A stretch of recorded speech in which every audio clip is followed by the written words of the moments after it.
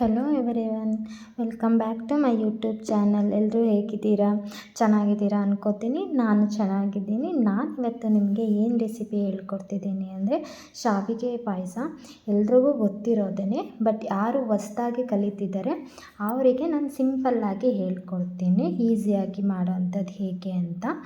ಅದಕ್ಕೆ ಬೇಕಾಗಿರುವ ಐಟಮ್ಸ್ಗಳು: ಸ್ವಲ್ಪ ದ್ರಾಕ್ಷಿ ತೊಗೊಂಡಿದ್ದೀನಿ, ಸ್ವಲ್ಪ ಬಾದಾಮಿ, ಸ್ವಲ್ಪ ಶಾವಿಗೆ ಮತ್ತು ಸ್ವಲ್ಪ ಪಿಸ್ತಾ ತೊಗೊಂಡಿದ್ದೀನಿ. ನೀವು ಗೋಡಂಬಿನೂ ಹಾಕೋಬೋದು. ನಾನು ಇಲ್ಲಿ ಗೋಡಂಬಿ ಇರಲಿಲ್ಲ, ಅದಕ್ಕೆ ತೊಗೊಂಡಿಲ್ಲ. ಸ್ವಲ್ಪ ಹಾಲು ತೊಗೊಂಡಿದ್ದೀನಿ, 2 ಲೋಟದಷ್ಟು ಹಾಲು, 1 ಬಟ್ಲದಷ್ಟು ಸಕ್ಕರೆ ತೊಗೊಂಡಿದ್ದೀನಿ. ನಾನಿವಾಗ ಸ್ಟವ್ ಹಚ್ಕೊಂಡು ಹಾಲನ್ನ ಕಾಯಕ್ಕಿಡ್ತಾಯಿದ್ದೀನಿ. ನೀವು ಹಾಲನ್ನ ತುಂಬ ಚೆನ್ನಾಗಿ ಕಾಯಿಸಬೇಕು. ಸೊ ನಾನು ಇನ್ನೊಂದು ಸ್ಟವ್ನ ಹಚ್ಕೊಂಡ್ಬಿಟ್ಟು ಇವಾಗ ಒಂದು ಬಾಣಲಿ ಇಟ್ಕೊಂಡಿದ್ದೀನಿ. ಆ ಬಾಣಲಿ ಕಾದ ನಂತರ ಅದಕ್ಕೆ ಸ್ವಲ್ಪ ತುಪ್ಪ ಹಾಕೋತಾ ಇದ್ದೀನಿ. ನಿಮಗೆ ಎಣ್ಣೆಲಿ ಬೇಕಾದರೂ ಹುರ್ಕೋಬೋದು ಅಥವಾ ತುಪ್ಪದಲ್ಲಿ ಬೇಕಾದರೂ ಹುರ್ಕೋಬೋದು. ಬಟ್ ನಾನಿಲ್ಲಿ ತುಪ್ಪದಲ್ಲಿ ಹುರಿದ್ರೆ ತುಂಬ ಚೆನ್ನಾಗಿ ಬರುತ್ತೆ ಶಾವಿಗೆ ಪಾಯಸ. ಅದರಿಂದ ನಿಧಾನವಾಗಿ ನಾನು ಶಾವಿಗೆನ ಹಾಕ್ಕೊಂಡು ಹುರ್ಕೋತಾ ಇದ್ದೀನಿ.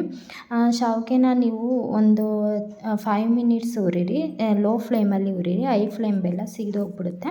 ಲೋ ಫ್ಲೇಮಲ್ಲೇ ನಿಧಾನವಾಗಿ ಚೆನ್ನಾಗಿ ಹುರ್ಕೊಳ್ಳಿ. ನಿಮಗೆ ಅದು ಬ್ರೌನ್ ಕಲರ್ ಥರ ಬರುತ್ತೆ. ನಿಮಗೆ ಗೊತ್ತಾಗುತ್ತೆ ಯಾವ ಥರ ಅದು ಹುರಿದಾಗ ಯಾವ ಥರ ಕಾಣಿಸುತ್ತೆ ಅಂತ. ಸೊ ನೋಡಿ, ಇವಾಗ ಆಲ್ರೆಡಿ ಕಲರ್ ಚೇಂಜ್ ಆಗ್ತಾ ಬರ್ತಾ ಇದೆ.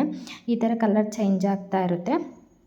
ನೀವು ಇದು ಹುರಿದಿರೋದೇ ಸಿಗುತ್ತೆ, ಅದನ್ನು ಬೇಕಾದರೆ ಹಾಕ್ಕೋಬೋದು. ನಾನು ಇದು ಹುರಿದಿರೋದು ಇರಲಿಲ್ಲ, ಸೊ ಅದಕ್ಕೆ ಮನೆಯಲ್ಲೇ ಹುರ್ಕೋತಾ ಇದ್ದೀನಿ. ನೋಡಿ, ಈ ಕಲರ್ ಆಗಿದೆ. ಈ ಕಲರ್ ಆದ ತಕ್ಷಣ ನೀವು ಎತ್ತಿ ಇಟ್ಕೊಳ್ಳಿ. ಅದಾದ ನಂತರ ನಾನು ಅದೇ ಬಾಣಲಿನ ಇಟ್ಕೊಂಡು ಅದಕ್ಕೆ ಸ್ವಲ್ಪ ತುಪ್ಪ ಹಾಕ್ಕೋತಾ ಇದ್ದೀನಿ. ಈಗ ತುಪ್ಪ ಕಾದ ನಂತರ ನಾವು ಎತ್ತಿಟ್ಕೊಂಡಿದ್ವಲ್ಲ ದ್ರಾಕ್ಷಿ, ಅದನ್ನು ಹಾಕ್ಕೊಂಡು ಹುರ್ಕೋತಾ ಇದ್ದೀನಿ. ನಿಧಾನವಾಗಿ ಹುರ್ಕೊಳ್ಳಿ. ಎಲ್ಲನೂ ಲೋ ಫ್ಲೇಮಲ್ಲೇ ಇಟ್ಕೊಂಡು ಚೆನ್ನಾಗಿ ಹುರ್ಕೊಳ್ಳಿ. ನೋಡಿ, ಈ ಥರ ಹುರ್ಕೋಬೇಕು. ಅದು ಹುರ್ಕೊಂಡ್ರೆ ನಿಮಗೆ ಗೊತ್ತಾಗುತ್ತೆ ಯಾವ ಥರ ಹುರಿದಿದೆ ಅಂತ. ನೋಡಿ, ಚೇಂಜಸ್ ಆಗ್ತಾಯಿದೆ. ಈ ಥರ ಚೇಂಜ್ ಆದ ತಕ್ಷಣ ನೀವು ಜಾಸ್ತಿ ಸೀಸ್ಬೇಡಿ, ಇದನ್ನ ಎತ್ತಿಟ್ಕೊಳ್ಳಿ. ನಾನಿವಾಗ ಅದು ಎತ್ತಿಟ್ಕೋತಾ ಇದ್ದೀನಿ. ಅದಾದ ನಂತರ ಅದೇ ಬಾಣಲಿಗೆ ಇನ್ನೊಂದು ಸ್ವಲ್ಪ ತುಪ್ಪ ಹಾಕ್ಕೊಂಡು ನಾನು ಪಿಸ್ತಾ ಮತ್ತು ಗೋಡಂಬಿನ ಸ್ವಲ್ಪ ನಾನು ಜಜ್ಕೊಂಡಿದ್ದೀನಿ.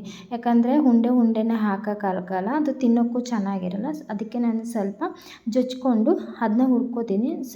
ಅಂದರೆ ನೀವು ಬಾದಾಮಿನ ಸ್ವಲ್ಪ ಟೈಮ್ ಹುರಿಬೇಕು, ಯಾಕಂದರೆ ಅದು ಜಾಸ್ತಿ ಹಸಿ ಥರ ಆಗಿರುತ್ತೆ. ನಾನಿವಾಗ ಹಾಲು ಚೆನ್ನಾಗಿ ಕಾದಿದೆ ನೋಡಿ. ಆದ ನಂತರ ನಾನಿವಾಗ ಅದಕ್ಕೆ ಶಾವಿಗೆ ಹಾಕ್ಕೋತಾ ಇದ್ದೀನಿ. ಶಾವಿಗೆನ ಹಾಕ್ಕೊಂಡು ನೀವು ನಿಧಾನವಾಗಿ ತಿರುಗಿಸ್ಬೇಕು. ನಿಮಗೆ ಅದು ಬೆಂದಿರೋದು ನಿಮಗೆ ಗೊತ್ತಾಗುತ್ತೆ ಯಾವ ಥರ ಬೆಂದಿದೆ ಅಂತ. ಅದು ಬೆಂದ ನಂತರ ನೀವು ಶುಗರ್ನ ಹಾಕಬೇಕು. ಫಸ್ಟೇ ಶುಗರ್ನ ಹಾಕಬೇಡಿ, ಇಲ್ಲಾಂದರೆ ಶಾವಿಗೆ ಬೇಯೋದಿಲ್ಲ. ಅದಕ್ಕೆ ನೋಡಿ, ನಾನಿವಾಗ ನಿಧಾನವಾಗಿ ತಿರುಗಿಸ್ತಾ ಇದ್ದೀನಿ.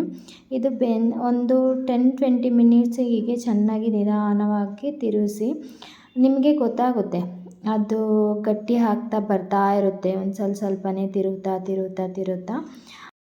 ನೋಡಿ, ಈ ಥರ ಗಟ್ಟಿಯಾಗಿ ಆದಮೇಲೆ ನೀವು ಅದಕ್ಕೆ ಸ್ವಲ್ಪ ದ್ರಾಕ್ಷಿ, ಅಂದರೆ ನೀವು ಹುರಿದಿಟ್ಕೊಂಡಿರೋದ್ರಲ್ಲ ದ್ರಾಕ್ಷಿ, ಅದು ಮತ್ತು ಬಾದಾಮಿ ಮತ್ತು ಪಿಸ್ತಾ, ಇದೆಲ್ಲ ಹುರಿದಿಟ್ಕೊಂಡಿದ್ರಲ್ಲ ಅದನ್ನೆಲ್ಲ ನಿಧಾನವಾಗಿ ತಿರುಗಿಸಿ ಒಂದು 5 ಮಿನಿಟ್ಸಿಗೆ ಬೇಯಿಸಿ ಸಾಕು ಅಷ್ಟೇ.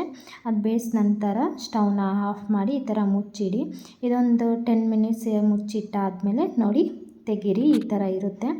ನಿಮಗೆ ನಿಮ್ಮ ಮನೇಲಿ ಈಸಿಯಾಗಿ ಮಾಡೋ ಅಂಥದ್ದು. ಸಡನ್ನಾಗಿ ಯಾರು ಬಂದರೆ ಗೆಸ್ಟು, ಅಂದರೆ ಗೊತ್ತಿರೋರಿಗೆ ಓಕೆ, ಗೊತ್ತಿಲ್ಲದವ್ರಿಗೆ, ನಂತರ ಕಲಿತಾ ಇರೋರಿಗೆ, ಸೊ ಇದು ಈಸಿಯಾದ ರೆಸಿಪಿ. ನಿಮ್ಗೆ ಈ ವಿಡಿಯೋ ಇಷ್ಟ ಆದರೆ ಲೈಕ್ ಮಾಡಿ, ಶೇರ್ ಮಾಡಿ, ಕಮೆಂಟ್ ಮಾಡಿ.